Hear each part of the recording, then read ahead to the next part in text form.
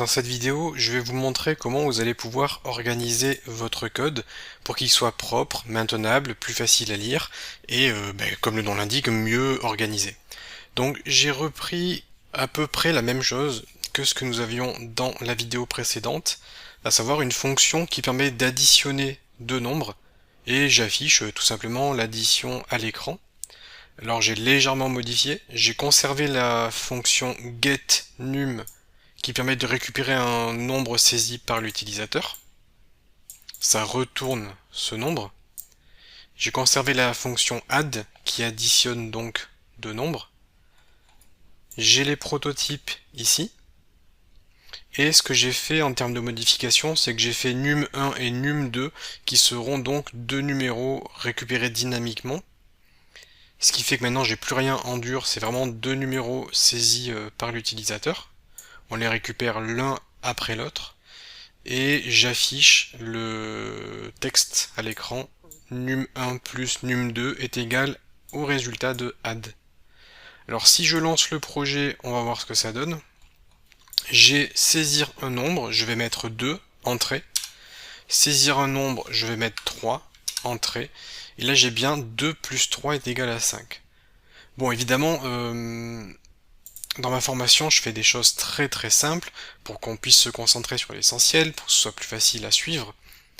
Mais dans un vrai projet, vous aurez beaucoup de code, beaucoup de fonctions, beaucoup de prototypes. Vous imaginez que si on a une quinzaine de fonctions, ce qui est rien du tout, mais si on a une quinzaine de fonctions, ça va faire beaucoup de lignes.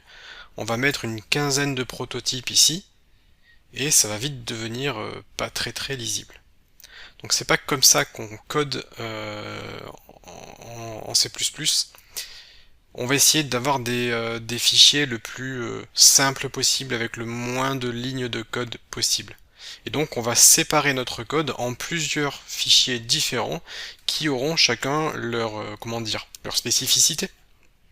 Alors on pourrait imaginer un fichier C++ qui gérerait les opérations mathématiques. Donc là je suis dans Visual Studio, j'ai les fichiers sources ici, je retrouve mon fichier C++ de base qui est celui-ci. Et si je clique là, je fais donc clic droit, ajouter, et là je vais choisir nouvel élément, je vais avoir la possibilité d'ajouter un nouveau fichier que je vais par exemple appeler math.cpp. Je vais cliquer sur ajouter, et là ça me crée donc un nouveau fichier. Et dans ce fichier, je vais pouvoir venir récupérer par exemple cette fonction add, parce que c'est une fonction mathématique.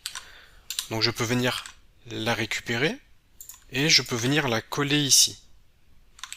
Ce qui fait que là j'ai un fichier spécifique pour les opérations mathématiques qui contient add. On pourrait imaginer sub par exemple pour soustraction. Donc là on va pouvoir mettre toutes nos opérations. On pourrait se dire que ça devrait marcher. On va tester, je lance le programme. Et là, je fais 5, je valide, 6, je valide, et j'ai 5 plus 6 est égal à 11. Donc là, ça marche, c'est pas mal. En revanche, si j'avais fait, par exemple, sub, à savoir donc une soustraction, bien là, on voit que c'est en rouge. Si je lance le projet, ça plante. Et pour que ça marche, il faut que je fasse int sub. Donc je crée le prototype, et là normalement ça devrait marcher, je vais faire 5, 2, donc là il y a 5 plus 2, mais en réalité c'est 5 moins 2, 5 moins 2 est égal à 3. Donc vous voyez que je suis obligé quand même de mettre les prototypes ici, sinon ça ne marche pas. Alors les prototypes en général on les met pas dans des fichiers C++, on les met dans des fichiers header, des fichiers .h. Quand on crée un fichier C++, de façon générale, on a toujours le fichier header associé. Donc on fait clic droit, ajouter, nouvel élément, et là je vais créer math.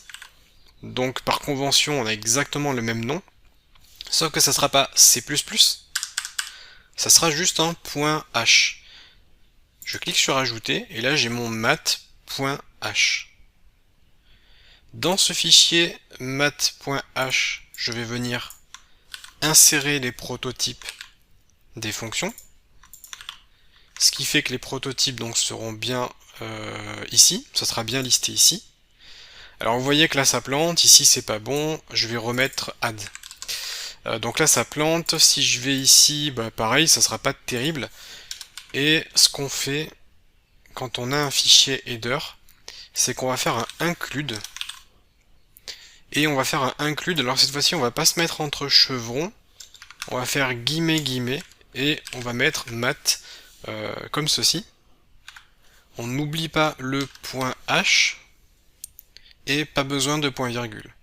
Donc quand on fait un include d'un fichier qui se trouve dans notre solution, eh bien on le met entre guillemets comme ceci. Dans l'hypothèse où notre fichier, on l'aurait mis dans un sous-dossier, on aurait pu faire test slash quelque chose.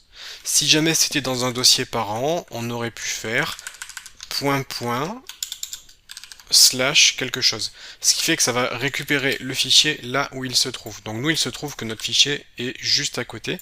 Donc on fait un mat.h et ce include, en fait, ça va tout simplement injecter le contenu de mat.h dans notre fichier C++ principal. Et on peut faire notre include également ici dans le mat.cpp parce que les fonctions sont bien là et on a besoin de mettre les headers pour que ça soit pris en compte. Donc voilà grosso modo comment vous allez pouvoir vous organiser en plusieurs fichiers différents. Vous pouvez créer des fichiers C++ qui ont leur spécificité. Vous créez des fichiers .h qui contiennent les prototypes des fonctions qui se trouvent dans les fichiers C++. Et vous pouvez utiliser les fonctions directement. Donc là, si je teste, normalement ça devrait être bon. Saisir un nombre, je vais mettre 8. Saisir un nombre, je vais mettre 8.